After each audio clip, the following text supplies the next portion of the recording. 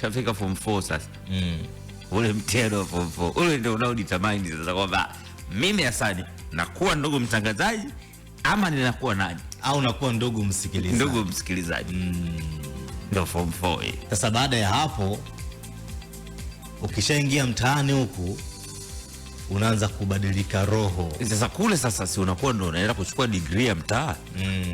Ndio unabadilika sasa, ndio unakuja kwenye pointi yako kwamba mtu akishamaliza, akishaingia mtaani, mtaa na ubeba kama vile wote upo mabegani mwake. Si umeshachanganya huku. Kwa sababu huku umeshachanganya, kwa unasahau kila kitu, unavaa ile hasira.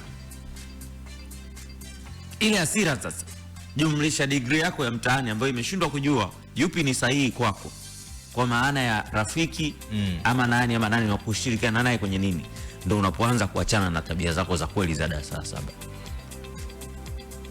Unazikimbia taratibu, unazikimbia. Wewe unajikuta hukua na tabia za ukabaji, hukua na tabia zozote mbovu, ila kwa sababu unaitafuta degree ya mtaani automatically unajikuta umechange. Na ukitaka kukopi na mtaa, mtaa unakukubali tunakopi nao. Mtaa hujawahi kumkataa mtu.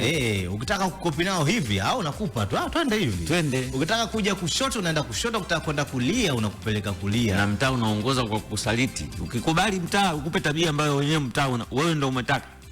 Tabia mpya. Usahau tabia zako za darasa 7. Mtaa ukitaka kukusaliti unakusaliti mchana pope. Ndio maana watu wanachomwa na matairi.